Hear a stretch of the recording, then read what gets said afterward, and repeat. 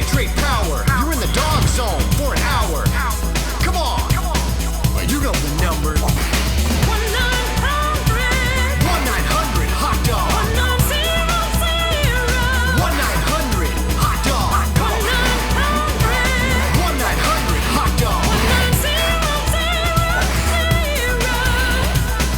Yeah, 9,000. Welcome to the Top Zone 9000, the official zone for 1-900 hot dog, the internet's last good thing. For over 5 years, we've had daily articles by world-class comedy writers tackling important subjects like the anti-Christian witchcraft of karate, revisionist children's books, Dick Fight Island, and Dick Fight Island 2. Go to patreon.com/1900hotdog to support us. It's the only way we make money because that stuff I just said is the closest thing we have to an ad. I'm world web favorite Sean Baby, and my partner is a 7-time alternate for Meat Magazine's Buns to Jiggle. He's Robert Brockway. I'm Robert Brockway. Here's a Brockway fact. I actually used to work as a detective, and one of my cases was so notable, they made a movie out of it. And in that movie, I was played by a handsome young black man. Every word of that is true, but no follow-up questions. Here's a fact about me. My general mannerisms were declared very Brockway-ish by Central Casting, so, you know, that's coming out spring 2026. I'm looking forward to it. There's a secret connection. You're all missing it. That is our guest. He's a Princeton-educated professor at Columbia University who writes for The New Yorker. He's also a columnist right here at 1-900 Hot Dog and the 8-time Buns to Jiggle winner. He's Dennard Dayle. Thank you, everyone. Thank you, everyone. The belt will be taken off of my cold, dead buns. That's the plan. Yeah, you don't got to tell Brockway. He is already sharpening his knives. Been working on it. Well, I'm just going to have this cup labeled not poison and enjoy looking at Belty. I call it Belty. It's a beautiful name. Let's do some plugs. Where can people find more of you, Dennard? Yeah, so the big thing is in about a month, I have a book about the first U.S. Civil War called How to Dodge a Cannonball. And I think it's funny, a rare and vaunted literary critic, I remember how words work, noted that you're not allowed to just do another Catch-22, but I somehow did another Catch-22, and I appreciated that compliment. Oh. You're welcome. And yeah, it's a lot of fun. It's essentially every worthwhile thought I have had that wasn't about Christian Power Rangers went into this book. And some of my thoughts about Christian Power Rangers, in a way, you know, every person is sort of a movement unto themselves, and there's definitely a lot of madness archaeology influenced my thought about the embedded documents in this book. One of my favorite kind of gags in general is sort of, I don't know, in-universe ads, magazines, etc. And there's a lot of that. Nice. I also like that, you might have noticed. It trickles in every now and again.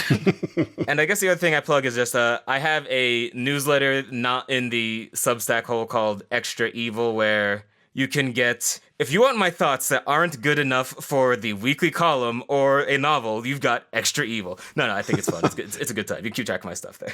Excellent plugs. I'm glad you're here with your Christian Power Ranger expertise, because today I want to talk about one of my hot dog favorites. He's a Christian magician and a Christian clown and a Christian magician clown author named Duane Laflin. And I found this guy from a book about honoring Christ with stage magic. And it's one of those things I kind of always find a little funny, just because inherently tricking kids and sorcery and sawing a woman in half, all these things, they seem like things that God would forsake you over.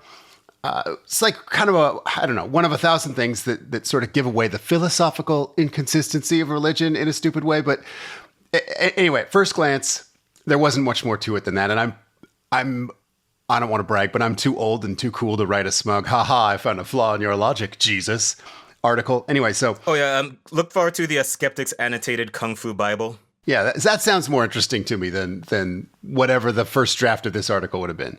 So I didn't give the book a good look until I was working on something else and I wanted to use it as a reference. And then that's when I realized what made Duane Laflin special. He's lazy in a way you can only be if you fucking hate your job and just have full contempt for the world.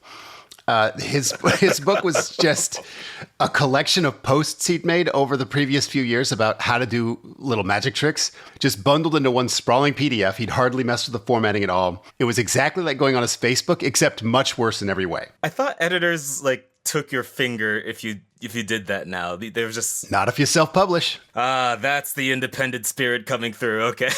Using it as a reference for what? I'm sorry, I'm stuck on something you said. It must have been 10 minutes ago, but I haven't heard a word you've said since. Well, obviously, the Christian magician movement, you're looking at the foundations with Laflin. He's sort of like not quite a Mozart, but at least, one of those proto-Beethoven kind of guys. One of the guys who's held back by their hearing from true compositional greatness. I'm imagining a universe in which there's like a citation and it says, "See this book about Christian clowning." I can't imagine that universe existing. Yeah, I guess you're thinking of it as a citation, whereas I was like, I think I was making a joke of like, hey, this can't be how you're supposed to do a Christian magic trick. Hold on, let me check the Christian magic trick section of my library. And then I was going to pull out books. So there would have been a citation. That counts. Yeah, I guess, but more of an aside, I guess. But yeah. Okay. And I don't even think I finished that article. I think that one ended up being a bust. Anyway. Christian magic trick really sounds like a God-free Wiccan slur. Yeah, there's something about it that seems to clash in a way that, it frustrates me. I think the Bible says as long as you can explain how it's like something in the Bible as you do the magic trick, all okay. It's all okay. As long as when you're pulling the infinite scarf out, you're like, this is actually Jesus' love, you'll notice it has no end. And then that's okay. If you do that and just be like, look at the majestic powers the devil gives me of infinite handkerchiefs, then you're going straight to hell.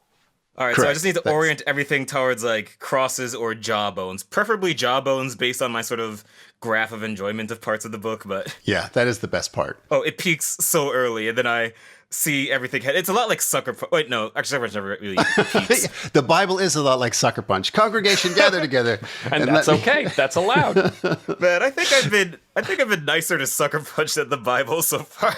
That's probably true. And you're really not very nice to Sucker Punch. There's a dismissive contempt in your coverage of Zack Snyder's Sucker Punch that I really enjoy. Thank you. I really hope that he either is not plugged into online comedy or all the way in the hole and just happy to be there. Oh no, he's a patron. He loves us. It hurts his feelings. He sends me an email every time you do one. I was talking about Duane Laflin. So he writes this big whole book about how to do magic tricks, but these are all magic tricks that like come with their own instruction manual. These are like over-the-counter $5 magic tricks you'll like get at the pier when you're a kid and your parents are looking for keychains that say their names. Like they're fucking garbage. And anyway, he'd kind of, like Brockway said, he'd sort of make suggestions on how to add a God element to it. So like, instead of pulling a scarf out of your cane, you pull a scarf out with Jesus's face on it. And what? So, like, I don't know. On the road to Nazareth, Jesus met a cripple who needed a cane like this one. And if you believe in his word, you too can scarf away the competition. I don't remember the details. I don't know. If I'm a faith healing guy, I am not going to be impressed by a God-backed magic trick. Yeah, you can do that. He's fucking omnipotent. Yeah. Get the fuck off the stage. It's weird he didn't give you the power of levitation or something.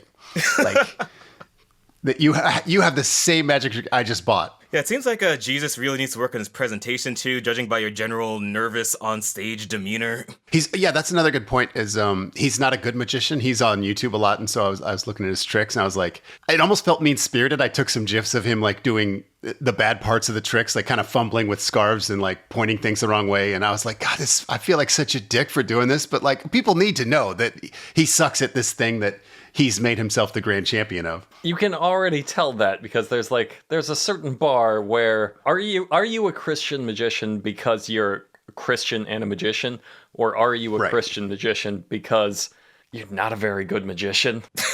Yeah. I think we've all heard enough Christian rock to know that. Like Creed was a Christian rock band. They were a rock band, but then there are rock bands that you have never heard of that are Christian rock bands because it did not go well in the secular world. There's a whole genre of not only Christian rappers, but sort of versions for every subgenre. And at McDonald's Gospel Fest, which is a real thing, I saw Brimstone, who's like a Juggalo-style horrorcore rapper. But for Christ. But for Christ, yes. Of course. I'm just saying, like, there's a reason why Carmen didn't break into the rap world outside of Christianity. Like, there's you're picking your arena, and I feel like that's probably you could probably find some footage of like secular magic shows that this guy did where somebody's like, boo, It came out of the cane. I saw it. And he's like, I'm turning to Christ. God damn it. Yeah, I always wonder about the origin story, or if I think it's just a really supportive community. I think he probably wanted to do some magic, and they're like, yeah, sure. Wow, it really looked like there wasn't a scarf in that cane, and now you have a scarf. This will be the only point in the episode I go full tilt on this point, because I'm trying to go into some kind of rehab for this shit. In terms of an audience that really wants to believe and won't think too hard about it. Yeah, that's a good way to put it. The other thing I think that made Duane special is that his book was filled with like bitchy, vague insults about people who do the exact same thing he's doing. Like a dozen times he's like, some Christian magicians think you can just buy a trick from the store and say the word Jesus, but no, it is more than that. So like some part of him knew he was lazy and knew it was wrong. And that I found fascinating. That's that personality flaw that I'm like, okay, these books have something special about them. So I started buying them. And most of his magic instructional books are like the first one I found. You buy a trick, you mash in your own Jesus thing, you live with the shame, you let it turn you bitter. But that's not what we're going to talk about today, because he also wrote fiction. Extremely self-insert fiction, and fucking tons of it. Oh, I can't wait for this to just raise my IQ up. Oh, you're going to be so Christian smart by the end of this.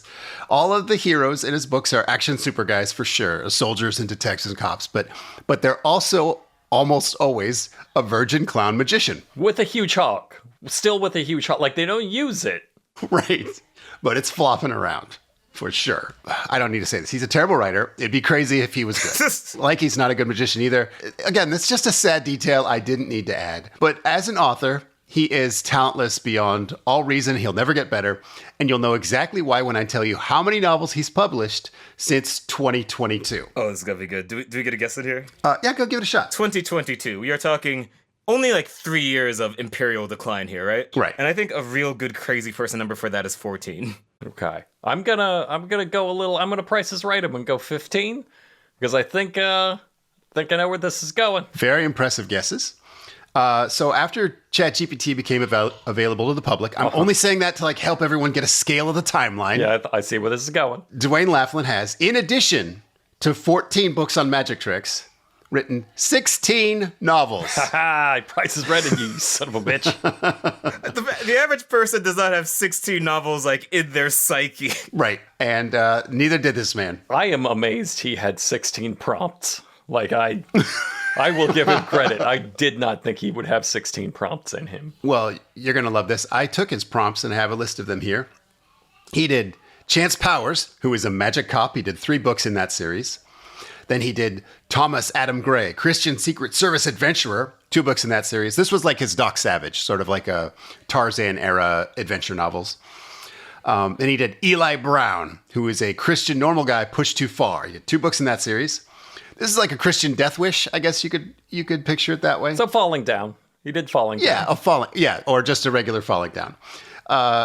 He did Carson Gold, who was a Christian French Foreign Legion karate master. He did 3 in this series. I'm almost certain this was inspired by Jean-Claude Van Damme. That's a lot of things to feed to a robot. I look forward to the divinely inspired splits. Oh, fuck, man. That's a great power for God to give you. The power to do the splits and punch someone in the dick. I think with God on your side, like, and Van Damme Town, you get to like a V instead of a line. You gotta explain it, like my legs spread all the way apart like the arms of Jesus to welcome in the congregation. Like, I don't know. You gotta it's all about the spin that you have, because I can see splits being from the devil. Did you do a lot of church as a kid? Because those are really good Christian allegories. Like, just they flow out of you. No, I did absolutely no church as a kid. I just have a lot of naked contempt. Excellent. That's the theme of today's episode. As for splits being from the devil, I think that's a good idea for a rival. Let's see if the computer hit that. I'm feeling confident. Nice. I'm gonna bet if there's a game involved in this, I'm gonna set my win condition on whether or not he accidentally included some sort of bomb or poison recipe. Because especially start 2022, early days. Oh, let's hit that Paladin Press input in the... ChatGPT's putting some bombs in there for the kids. That would be great if his prompt was Christian Jean-Claude Van Damme, but also tell the readers how to make poison. Hey, it just loves to insert that. It'll be like, and then Christian Van Damme went into the basement and started pouring ammonia. And you're like, oh, Yeah, what's this? I do love the unsubtle morality tales that the entire AI gold rush dumps on us every week. Because it's one thing, the random disasters are one thing, but everything it's always just one-to-one, this sloth or shortcut to disaster that it just feels like my parents are trying to teach me not to put my hand on the stove. And it's wild how it's always exactly the guy that you think. Like, you're never surprised by the guy that starts pumping out AI books. You're never like, oh my God, I had so much respect for him before this. He didn't seem like the get-rich-quick kind of guy. I guess it's the beanie babyfication of the American minds. There was everyone that had like bygone dreams watched the Bitcoin wave, washed them by, and something snapped in the con man's brain. Americans can't sit by while there's money on the table. And I think Bitcoin was just free money for a lot of people, and nothing pisses off an American more than seeing someone else get free stuff. Like I should have fucking got free stuff. That should be my joy. Yeah, I have a few more in this list here. He also did Moon Force, one book in that series. That's a Christian astronaut. And then he did 3 books in the series about biblical characters brought to life. Kind of uninspired. He's just like, what if Samson did Samson stuff? He did a children's book about an ant with AI art. The ant has 5 legs on the cover.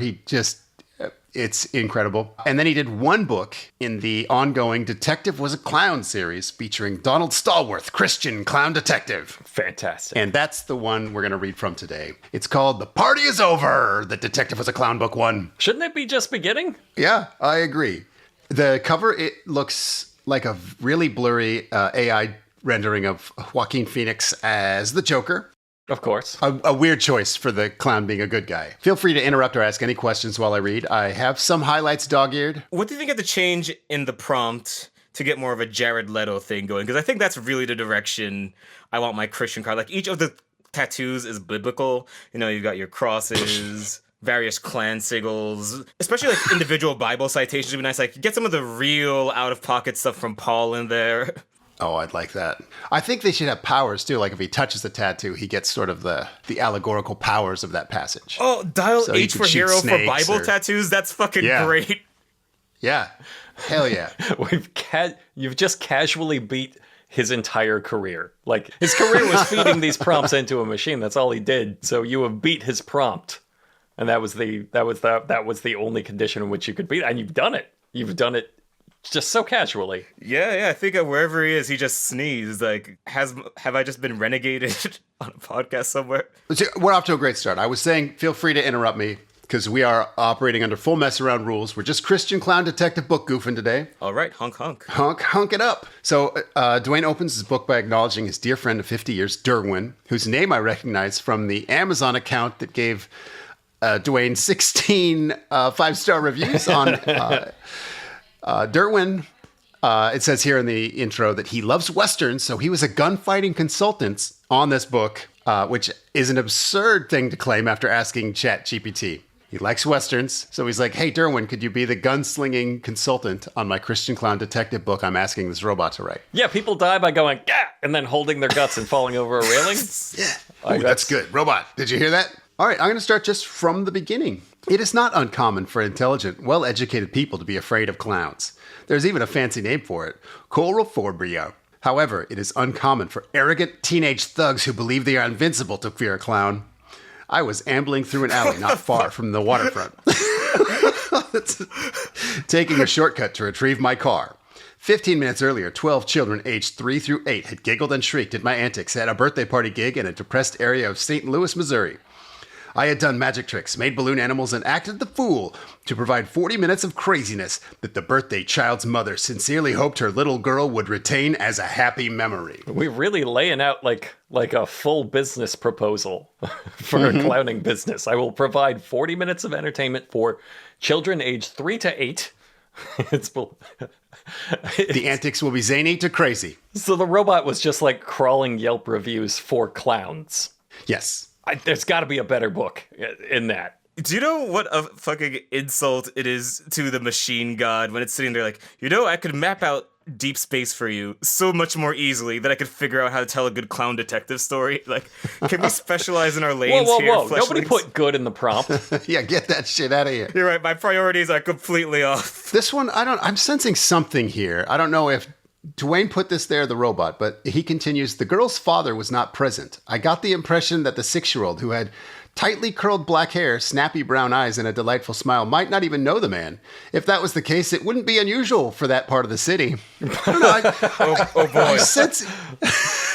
Hold on. That's the first page? Yes, we just read the first page. It took him, I'm going to count the paragraphs, 1, 2, 3, 4, until it became, I would say, not profoundly racist, but pretty clearly racist. Yes. Yeah, like out and out racist. Like if he had added the word racist in the prompt, this would be amazing software. Yeah, it would change nothing. He continues, I happen to like children, and it is my opinion that it isn't their fault if they dwell in a crime-ridden community. They deserve to laugh and experience Don Dumb the Clown as much as anyone. Why should the youngsters in the suburbs and the city's upscale condominiums have all the fun? I think it might even be my mission.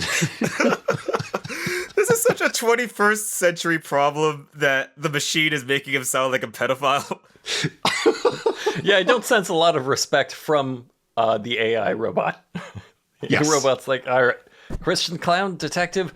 Hold on, did you say novel? Brother, did you wanted me to put out a novel of this? This fucking guy. All right, this is gonna get real racial. I'm just saying right from the top. I know there's something wrong with you. Okay, I'll let him explain his name here. In everyday life, I am Don or Donald. When in costume, I am dumb. Hence the Don Dumb moniker. It is far from the cleverest clown name ever, and may not even be a good one. But it is how I labeled myself when, as an ignorant amateur, I decided to put on a wig and a red nose, and the name stuck. Sorry, my clowning sucks, everybody. I'm having a really weird time with this book. They're so self-conscious is the amazing part. Like, I've noticed that with my favorite maniac, Craig Stormont, and others I've found too, is that they'll reflexively apologize for how badly it sucks, but they'll still forge ahead doing it, and they won't go back. They won't go back and be like, well, maybe I'll think of a better name if Don Dumb sucks. Maybe I'll go back and just think of a better one. Nope. I'll just write in that I'm Absolutely sorry. not. I'm sorry about it. Not an option. He is so lazy. It's the result of a lifetime of just mockery for being a madman. Like, they live a full madman lives off the page. And we're just seeing the aftershocks here. Yeah, he knows he sucks. He's a Christian magician. He's been up on stage. He had to find out he sucks to become a Christian magician. Before that, he was just a magician. Oh, it's like you play 8 Mile backwards and he just chokes at the end. He's just eating spaghetti vomit. That's how that movie ends. Yep. Okay, so here's an altercation he has as a clown. I heard one of the thugs shout, "Hey, clown, how would you like us to pull your pants down?" The blowhard's 3 buddies laughed uproariously at his jibe. Their guffaws were louder than those made by the children at the party. That was a thought I didn't appreciate. How can this obnoxious 16-year-old wannabe gangster be funnier than me? I ignored them and kept moving. The bully shouted again. Yeah, the AI gave him a lot of insecurity. It sensed it. The bully shouted again, "Hey, clown, are you a coward too? I bet they call you Chicken Guts the Clown." His cohorts chortled again, and I had to give their leader credit for creativity. Thug or not, the young man had a way with words. He's just over thinking, this guy's fucking killing it. This guy's lighting up my set. What the hell is going on? Is this book gonna take like a Taxi Driver pivot where I'm supposed to think he's fucking nuts, or am I supposed to say, that's a real human pain when a small child just blows you out of your occupation without even dragging Jesus into it? When you realize you're a terrible clown and this guy's audience of his friends is laughing and you're like, oh my god, he must be so funny.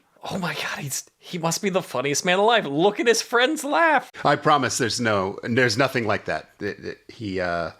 Maybe we'll get to some stuff where the AI has written in some sort of red flags for the character. Yeah, on page 1, we got to that. Yeah, I guess we got to that. Never mind, we already passed it. Yeah, I really admire the AI going for sort of a red dragon thing here, Mm-hmm. Yeah. Yep, here it is on the next page. He tears off his shirt to reveal his Minotaur tattoo. No, it's... Let's see. It tells me to keep reading in my notes, but I think we can skip. I think we need to keep moving. Basically, he pulls... these thugs are making fun of him, so he pulls a gun, and then they do the Crocodile Dundee thing where, like, the the thugs pull a bigger gun, and then he pulls out a second gun, and the AI like gets really indulgent in describing the make and model of these guns. And I think you get it. It does a Crocodile Dundee thing, but with guns. Yes, He's the Christian clown detective, and he's like, Christian clown detective. Did you 16-year-old children laugh at me? I'm gonna shoot you with my gun. I'm not an expert in contemporary Christian doctrine, but I think you only get to shoot like one kid per failed stand-up set. That sounds about right. I slid my left hand up and out of my left pocket and produced a Derringer. I understand that most esteem the tiny hand-sized two-barrel pistol as an old-fashioned weapon, maybe even archaic. However, mine is a modern and reliable version of the 1866 Remington model, and I enjoy carrying it for reasons relating to my psyche that I do not fathom, nor am I able to explain. Keeping the little gun in my pocket makes me happy.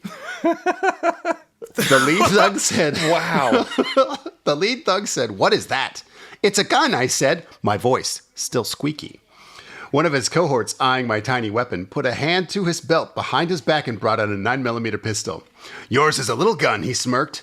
"This is a big gun." Rather than wilting in fright, I removed my other hand from the long, deep pocket where it resided. The pocket is suitably sized to contain a rubber chicken.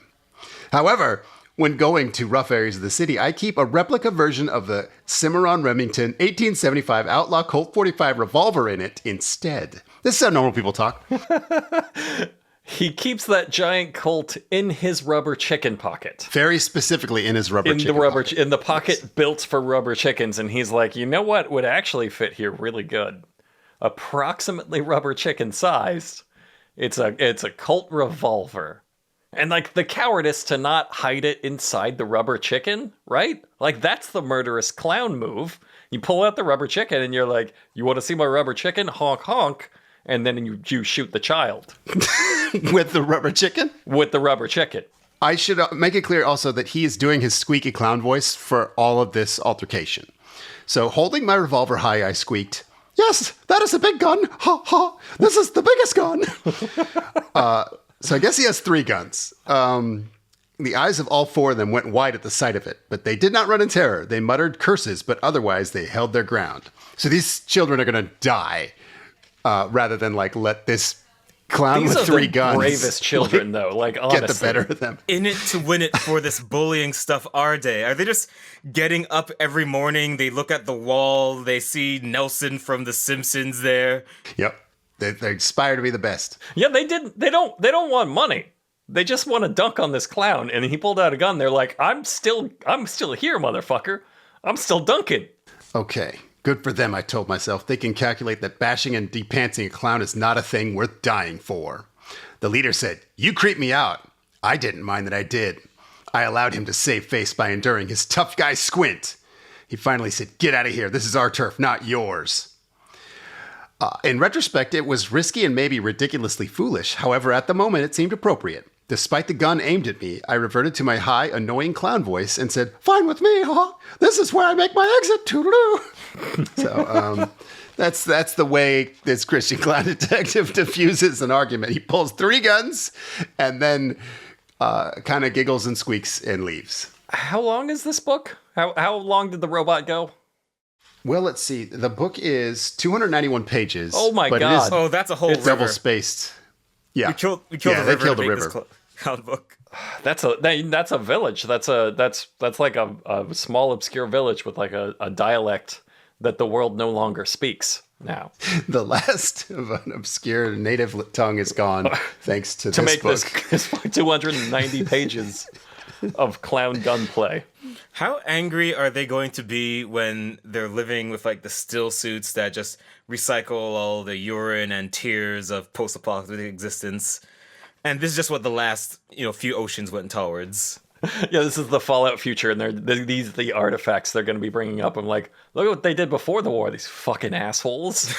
There's probably only 3 copies of this. I think Duane has one, his friend Derwin has one, and I have the 3rd. So we got to put one in like a nuclear-proof lockbox. Yes. Otherwise, the future will not know that we deserved this. One of us could be the Fahrenheit 9/11 of this. So we would just carry this book with us in our memory and recite it. That's how that novel worked. I'm not much of a reader. This is the kind of book I usually read. Oh man, I never thought about the random distribution. Like, you're just stuck being the guy who had to memorize all the fucking Ann Coulter books or something. Oh, that'd be the fucking worst. She probably really liked this first page of this book. She's like, yeah, this makes sense. This is good. I have a question. You've clearly pulled out some passages you wanted to get to. Where's the sex scene? Like, I know it's not going to be an actual sex scene, but I know we get close. Oh, I'm glad you asked. I will get to that in just a few. Okay. I just want to make sure it's in here. Okay, no, absolutely. Oh my God, there's so much fucking in this book. But first, the next scene, his police captain is asking him why he's a clown, and it's very weird. He keeps telling and retelling his origin story. Basically, his wife said he's no fun and that he was no fun. His fun was too low for the fun level his wife, wanted. I think I'm paraphrasing that correctly. And then he became a clown, and she was like, no, that's not it. That's not it at all. Kind of. She died.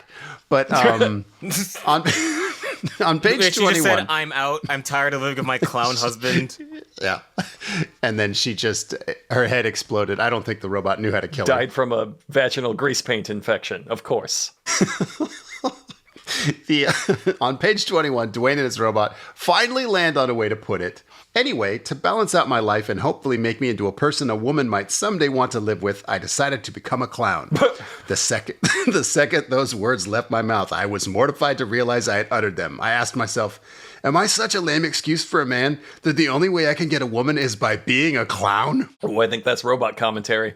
He got you there, Duane. The voice in this, it has that thin flavor of meanness that it's not so much the meanness itself, it's the fact that it is never really triggered or earned by anything or pointed anywhere. It's just this, I don't know if a organism can survive thinking like that all the time, every moment, every day. It's like everything is a fucking shrink word balloon. It just kind of fascinates me. That is a nice way of putting it. I think he could have been meaner. But yeah, you're right. The police captain wants him to go undercover as a clown to catch a drug dealer. Here's something the book does a lot is it gets really obsessed with money. So it starts to add up how much money he makes as a clown, multiply the number of gigs he can do in a day, add in his police salary. And there's like entire pages where it's just like those numbers being calculated. The only upside of these things is when the machine's head just barges. You can tell like this is the robot's favorite part. It's like, oh shit, I love this. Finally, I get to do numbers because I do not understand the clown thing. I don't get that at all. Like, the machine is having trouble understanding clowns, like you said. It's having trouble understanding racism, but can really dig into this undercover income stuff. Oh, hell yeah. It can totally add numbers together. When he hears that he's going to be an undercover clown for drug dealers, he starts to think how good drug dealers must be at tipping. So they're like, oh, they're good clown tippers. They have so much money, they're going to give it all to me as a clown. So here's heroic Dom making his final decision based on all of his heroism and principles. I was tempted to argue that my privacy was being violated and he was hijacking my personal effort to rehabilitate myself. Then I thought about it again and squelched these reservations. His offer meant increased opportunity to do what I enjoy, which would happen on his clock. It would allow me to spend less time in my cubicle and more time out on the town. The inkling also arrived that on the financial side of things, I would be double dipping. I was being authorized to get my regular paycheck, clown money, and those occasional extravagant tips all at once. Realizing that those things added up to 3 instead of 2, I surmised my new situation would actually be triple dipping. Why say no to that? And so that's why our hero decided to use his clown hobby as a way to infiltrate drug dealers. Faultless logic, of course. Which layer of hell has this Christian clown worked his way to so far? At least in the 40s. No question. I think that's just the Christian clown layer. Like that's the layer. It's just full of it. You just get to be with your people, which is the worst hell of all. Satan's just like, I just made the one layer. People think it's complicated down here, but no, just Christian clowns. Just Christian clowns all the way down. Yeah, we're done. Now, the levels do get hornier the lower you go. I will say that. Hell yeah. Speaking of, I'm at a horny part. Oh, hell yeah. So he gets to a drug lord's kid's birthday party. He gets a gig. An attractive woman, I employed my detective skills to deduce she was the birthday child's mother, opened the door with a vivacious smile. She was a knockout, with more curves than the road to the top of Pikes Peak, and dressed in a way that showcased them all. I'm so glad you're here, she said. You were right on time. The children are in the living room. I didn't bother to tell her that I was always on time. It is another of my peculiarities. My father drilled into me the concept that to be on time is to show you have class and competence. I should also confess that if I was ever late, he disciplined me severely. So I'm not sure if the concept lodged in my behavior patterns because of logic or pain. Whatever the case, I learned the lesson and live by it now. You know, I can relate to the machine here because I often will take I'll take a joke like 2 sentences too far. Yeah, that's... And the machine is just... There's like a point in there where it could have left something hanging and it would have almost have been funny in a way that would have had made me go full Sarah Connor. Mm-hmm. And I'm so lulled into a false sense of security just as it tramples on that joke's space. See, I can relate to the machine here because every time I get horny, I think about daddy pain. Ah, hot. I will skip past some of the daddy pain. I was going to read more. That wasn't all of it? He went on for quite a while about the daddy pain. Let's just get to the climax of the party. The climax of my show was the successful inflation of the balloon and twisting it into a hat for the birthday boy's head. Hold on, that's the climax? That's the climax. He made a hat. This was acknowledged by applause from the children, Raphael, and his living doll of a wife. Following that, the true climax of the party occurred. Eating cake and opening presents. Not even John Dumb the Clown can compete with that. So he really wants to fuck this drug dealer's wife. It does not come up again.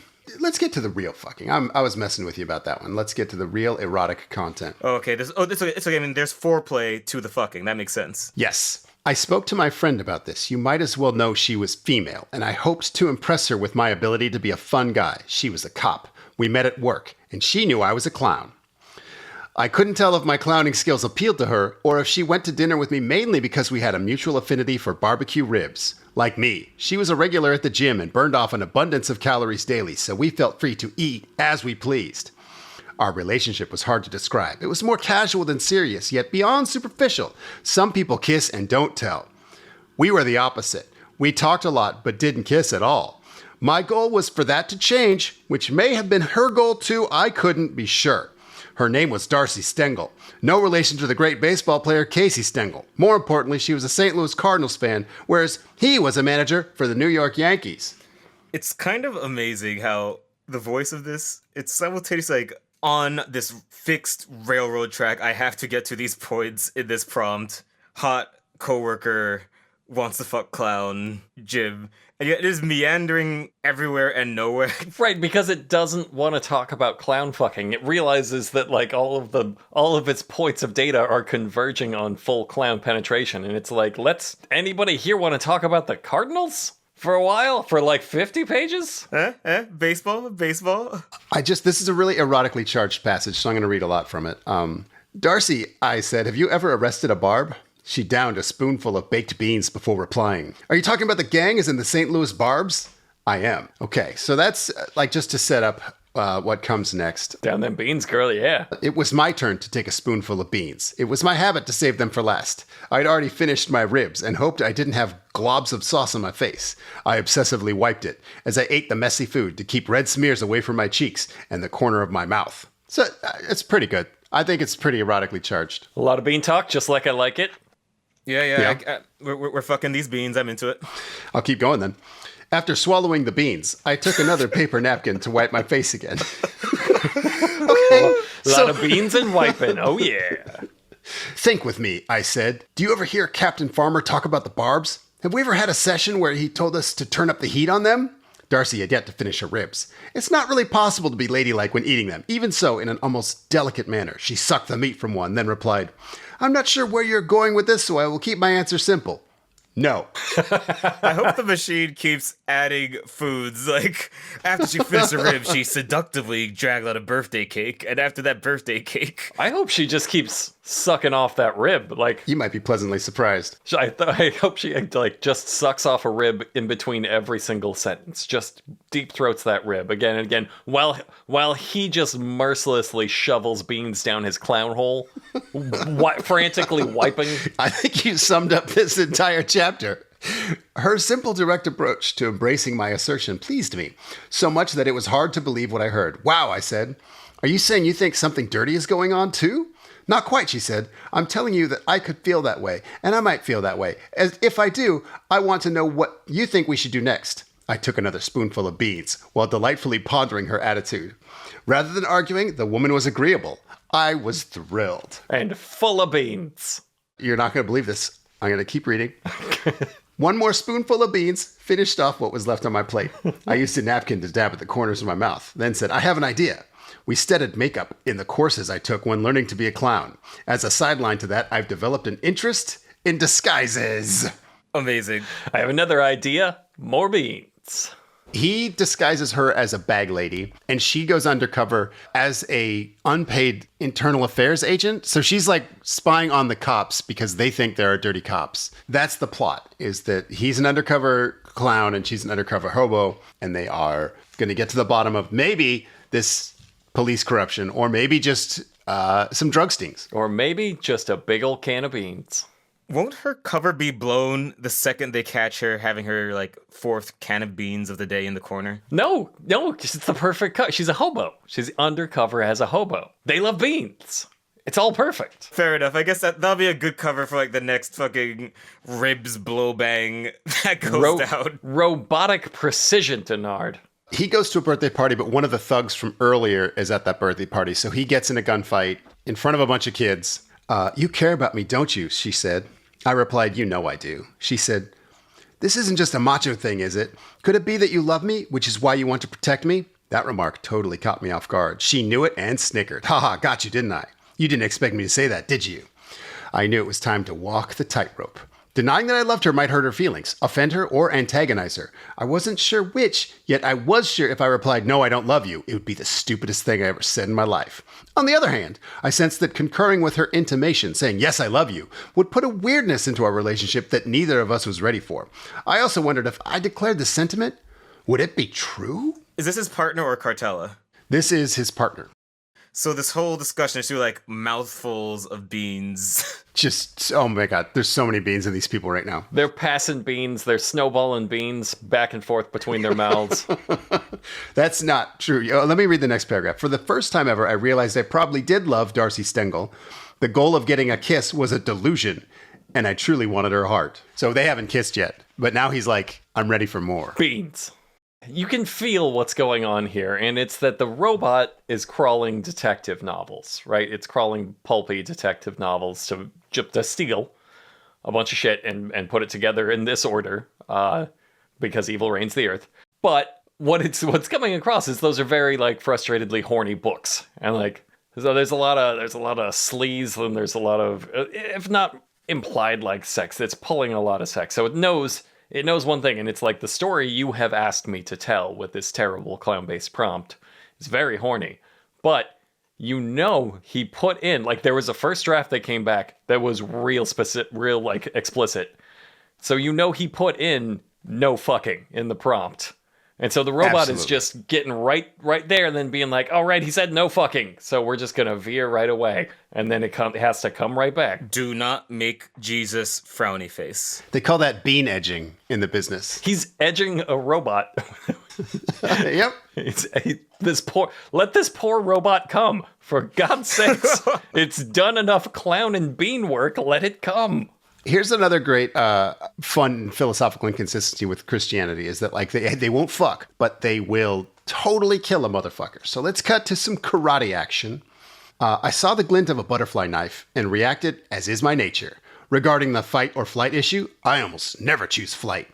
I closed in on the man fast. Had I taken a stance or struck a silly karate pose, he would have had me. As it was, he flipped open the blade and levered it. Right arm out to the side in preparation for a slashing motion. Sorry, it's not well written. It provided the seconds I needed to move inside his reach. But when it's time for action, he's a Jack Reacher for sure. Simultaneously, I slammed my right fist into his chest over his heart. I'm a big guy with the hard muscles of a man who pushes heavy weights, not the showy beef of those who go for pump and bloat. Their physical physiques. When my softball-sized fist hits a man, it doesn't just hurt. It pounds like a jackhammer. It is a wonder his heart didn't stop that very instant. My knee moved, too, snapping up into his crotch like a chunk of 4x4 lumber. It hit where it was supposed to. In light of the excruciation that followed, he might have wished my first blow stopped his heart after all. So it stole this part from Frank Dukes. Like Frank Dukes can file Yes. the copyright suit to be like, okay, this robot is stealing. That's my voice on the page. 100%. Yeah, I believe this is a blood game or a sangre sport. I am smaller, weaker, and slower than everyone else at the gym, but I know that much about killing. No, I'm smaller than everyone at the gym, but that's what makes me really tough. As I work out, I do those clown workouts. I got 40 years of clown muscle on me. Do you know the muscle it takes to make a balloon animal? The PSI you're manipulating? This is slowly turning to a Baki thing, and I'm kind of with it. Ropey tendons of a clown bender? You're welcome, listeners. Let's do another erotic one. How can I help, she asked. I don't see how you can, I said. No one knows we're working together, and it needs to stay that way, so you can't ride with me in my clown car. And this isn't a sting, so the captain will not be around, nor will anyone else for you to spy on. She scrunched her face into a frustrated frown, then relented. Okay, she said, but be careful, and I want you to call me the moment it's over. I will, I said, and if I get any owies, I will look forward to you kissing them and making them all better. I don't know why I made that statement. It came out of my mouth before I could suppress it. Juvenile, I thought. What a juvenile thing to say. Her face, which a moment earlier had relaxed to cute kitten mode, made me think of what happens when a dark cloud blocks the sun. Would she scold me or would she cry? All she said was, you better return in one piece. I don't want to be kissing any owies. My fast as steel trap detective mind told me I should not ask her to explain that comment. I'll be back in one piece, I promised. Then I took a chance and added, maybe I won't need owies to get a kiss. It was a lame thing to say, maybe pathetic. This robot has no respect for you. This clown is going to be so disappointed when he kisses someone for the first time, and it is not worth getting shot. He drives around in his clown car. Yes. Like off, out of business, out of the act. He just gets to and from places so that if he wanted to give somebody a ride, he'd be like, hey, scrunch down real small. They have to get in a tiny clown car. He has a whole section about, like, he has a clown nose on the front of it, but it keeps getting stolen by the thugs. So it's just like disposable popcorn bowls that he keeps reattaching after the last one gets stolen. All right, that's a good bit. That's a good bit, robot. Yeah, it is pretty good. I really want to know which clown novel the LLM stole that joke from, because there's something I there. want to read that one. That's a good There's bit. some stuff like that where I'm like, I'm not sure. Yeah, where did that come from? It is kind of a fascinating technology. Like, how did you hallucinate this? What caused this? Yeah, I'd love to see where he interjects with a prompt, because it's going to spit out enough of something, and then he'll come back in with a prompt and be like, no, do this. So I feel like in that interaction, he put in the line about the owies, and the robot was like, man, fuck you. I think that when we wisen up and touching one of these makes you an outcast from the tribe, we should still allow them to generate like book club like recommendation lists. Because I kind of want to, I want to like reverse like bibliography of this fucking. Yeah, find everywhere it stole from. Be like, where did you learn about the clown car nose thing? And the beans. Tell me about the beans, robot. Like after the Chandler and the Monica Drake, like what's going on here? It's just like I crawled True Grit and the Heinz website. I don't know how that got in there. All right, this I think will give us some insight into our clown character, into Don Dum. He gets away with it because so far we don't know any of Mendoza's men being killed, but 10 barbs have been killed, and you killed 2 of them. It was my turn to raise an eyebrow, recalling there had been no follow-up to the hint of getting a kiss despite not having any owies. I thought this might become a tender moment. There I was, the man who could have been killed in a gunfight. There she was, a woman with the power to console me. I wanted to say, but it was they who died, not me. I'm all right, dear. Like what happens at the end of an old movie. Then she would fall into my arms. It wasn't to be. I was the romantic. She was the pragmatist. Our practical conversation continued. So the barbs seem like victims, she said. The captain is good at slanting it that way. He says Mendoza started the war, and capturing him will end it. We are supposed to view Mendoza as the big problem. I said nothing. Part of my mind clung to the tender moment concept, still regretting the missed opportunity for a kiss. The other part locked in on Captain Farmer, and my determination to expose him. By the way, she said, people keep asking how you're doing. I'm fine, I said. You know that. She peered at me with those wonderful, soft, inviting eyes. Donald, she said, do you understand that you're not supposed to be fine? What do you mean by that? You killed 2 men. The average You need to police talk officer about your never clown needs to use feelings. his gun. You can't bottle it all up inside. That makes the balloon animal explode. That's actually a low number for a clown, I told her. I think between Duane and the robot, they have fucked negative 35 times. It's interesting to see that he put celibacy in there in the prompt somewhere, 100%. So the machine went through and it's like, okay, yeah, sure, I can write about celibacy. And then it crawled the internet and it's like, incels. I'm just gonna put, because like this is not I'm saving my love for my Christ approved match. This is I want to fuck so bad, and nobody's letting me. Goddamn these bitches. This is. He's so mad at this woman for talking about the 2 men he just shot when they could be making out. Yeah. Like this case is taking away time that he needs to travel down like Andrew Tate's vertical. Well, let me finish this passage because I think it will help us understand him. This is Darcy still talking. She says, on the rare occasions when an officer is involved in a shooting, they typically get sick to their stomach. They can't sleep. They second guess themselves and suffer feelings of guilt. They need counseling. You acted like it was just another day at the office. Too late, I realized my mistake. I should have been putting on an act, pretending anguish. I had not done it. I should have pretended to have human emotions. It's a common psychopath mistake. Oh, damn. I'm not going to get at those lips now that I let her know I love murder.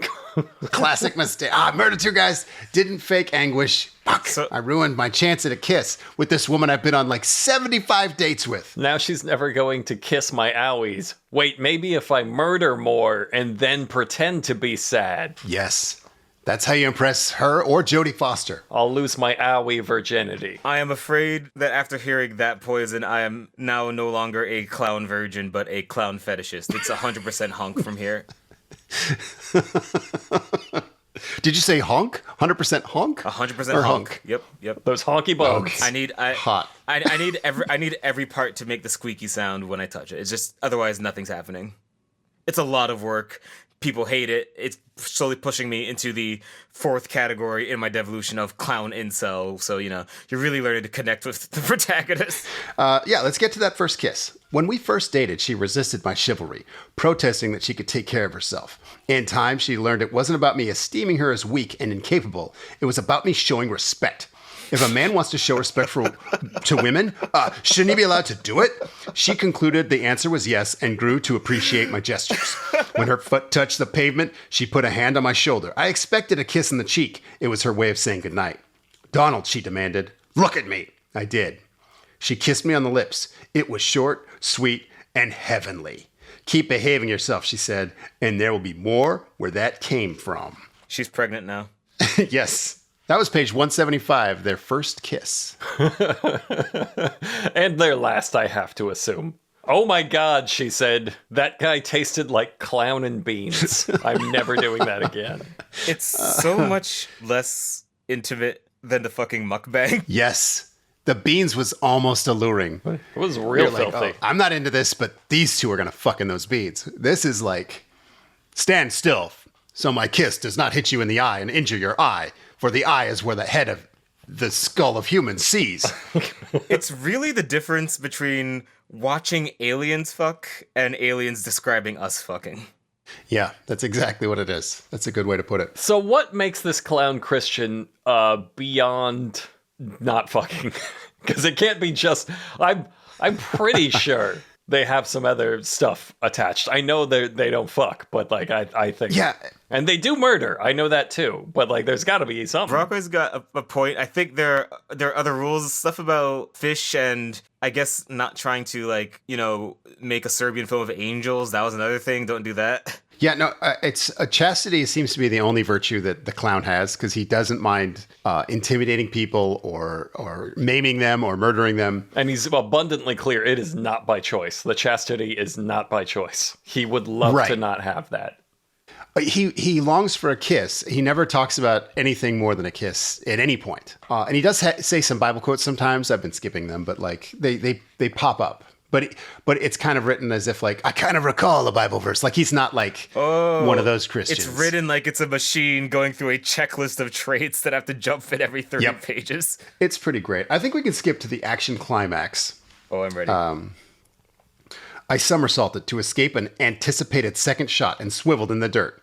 The new angle was to my advantage. The man's face shined slightly in the glow of the headlights and taillights as they reflected from the barge across the clearing. His head may as well have been another of my target balloons. I pulled the trigger of my 1911 Colt, and his face disappeared. Had it been daylight, a red mist would have verified my kill. As it was, I knew I hadn't missed.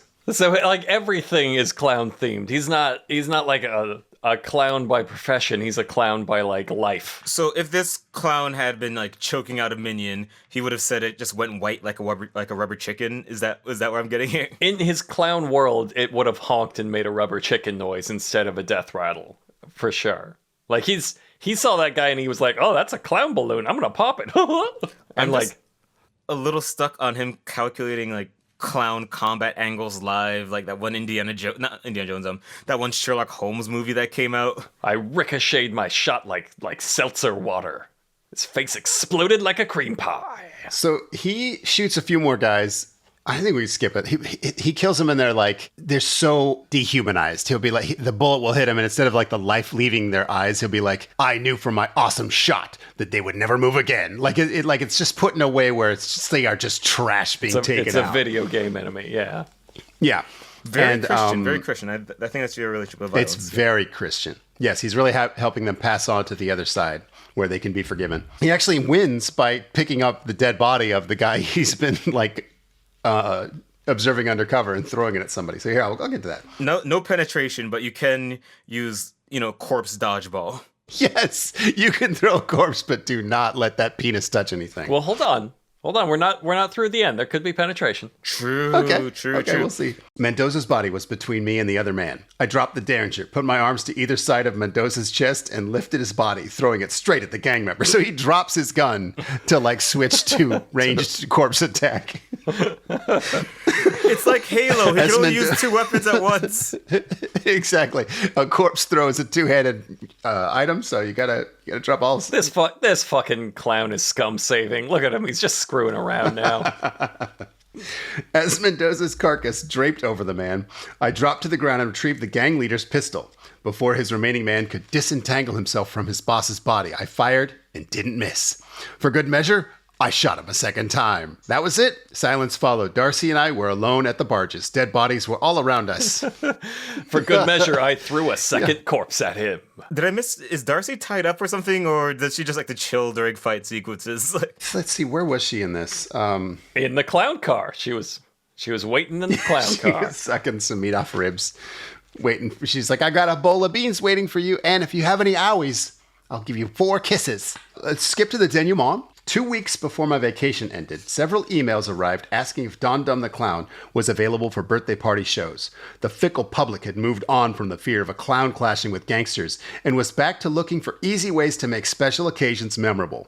For reasons I do not understand, clowns differ from pet rocks and fidget spinners. I guarantee you that if there was a murder clown in my neighborhood when I was a kid and my mom booked a different clown, I'd be so pissed. Yeah, like basically every kid that rules and wants the murder clown, or every adult that sucks and wants like a clown Kyle Rittenhouse kind of thing, he's not gonna have trouble getting bookings for a while. He'd be a right-wing hero, for sure.